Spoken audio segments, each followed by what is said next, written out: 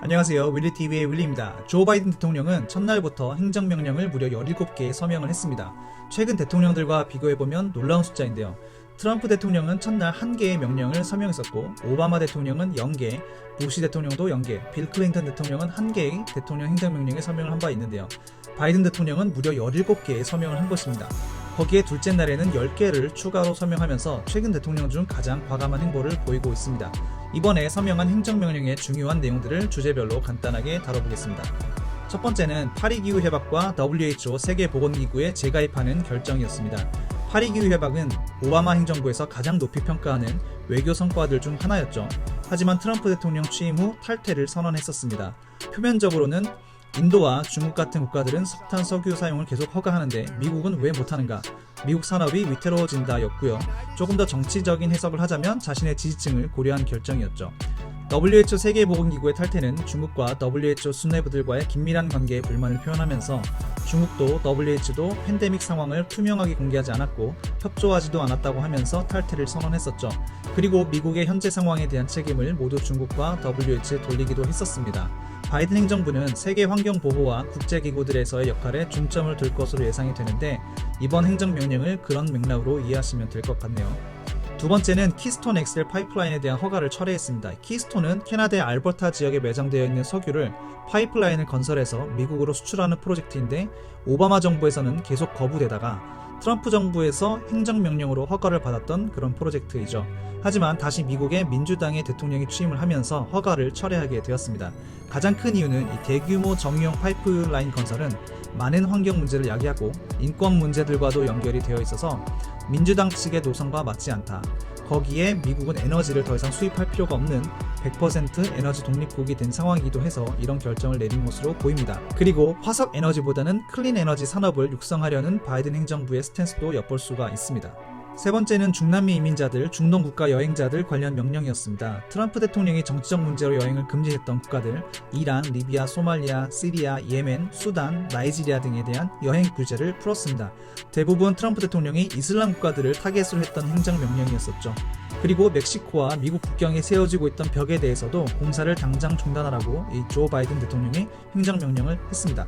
거기에 더불어 미국 내에 거주하고 있는 불법 이민자들에게도 대거로 영주권 발급할 수 있는 법안도 명령을 했습니다. 자세한 사항들은 추후에 공개될 것 같은데 주요 골자는 최근 미국 거주 기간이 5년이고 2021년 1월에 미국에 거주하고 있던 사람, 무범죄 증명과 소득 신고 등을 검토한 후에 합법적인 비자를 발급한다는 내용입니다. 이로써 한동안 이민과 유학이 쉽지 않았었던 트럼프 정부 기간과는 달리 법안이 통과되고 실시되면 많은 이민자들이 합법적으로 거주하게 되고 유학생들도 다시 늘어날 것으로 예상이 됩니다. 네 번째는 비슷한 맥락인데 인구조사에 관련한 내용입니다. 미국은 센서스 뷰로라고 하는 미국 인구조사국이라는 기관이 있습니다. 미국 상무부 산하기관인 이곳에서는 인구 및 경제 데이터들을 수집을 하는데요. 그런데 2020년 센서스에는 불법 거주자라고 할지라도 포함시켜야 한다는 행정명령을 내렸습니다. 이 부분은 주류 언론에서는 많이 다루지 않았는데 미국의 경우는 10년마다 인구조사 결과에 따라서 변경되는 것 중 중요한 것이 두 개가 있습니다. 바로 하원 의원 숫자와 각 주의 선거인단 숫자입니다.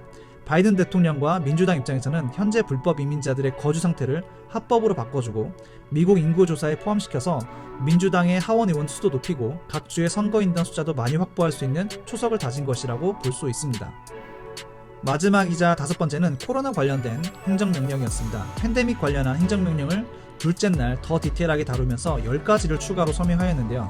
일단 첫째 날에는 모든 연방 건물, 비행기, 버스 등에서 마스크 사용을 의무화하는 내용이었고요. 둘째 날에는 백신 및 의료용품의 생산을 촉진하고 수출을 금지하는 내용, 테스트와 치료 범위를 확대하는 내용, 학교 여행 비즈니스를 단계적 재개하는 내용, 모든 입국자에게 자가격리 기간을 의무화하는 내용, 마지막으로 국가의 소외층과 소수인종들이 백신 접종에서 차별받지 않는 내용들을 포함시켰습니다. 이상 첫날 서명한 17개와 둘째 날 서명한 10개의 행정명령들을 주제별로 간단하게 정리를 해봤는데요. 앞으로 일주일 정도는 계속해서 대통령의 권한을 행사하면서 다수의 행정명령을 사인할 것으로 알려졌습니다. 바이든 행정부의 방향성을 엿볼 수 있는 한 주가 될 수 있을 것 같고요. 행정명령을 해도 국회의 동의를 받아야 하는 부분들도 있는데요. 아시다시피 하원의회에는 민주당의 의석수가 훨씬 더 많고 상원의회는 50대 50인데 그럴 경우 캐스팅 보트를 상원의장의 역할을 하는 부통령이 주게 됩니다. 현재로는 이제 카말라 해리스 부통령이 되겠죠.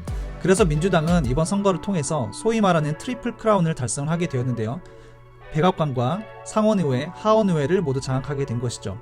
그래서 백악관에서 추진하는 일들을 국회에서 가로막는 일은 거의 없을 것으로 보여서 민주당이 원하는 정책들을 마음껏 실현할 수 있는 4년이 될 것으로 보입니다.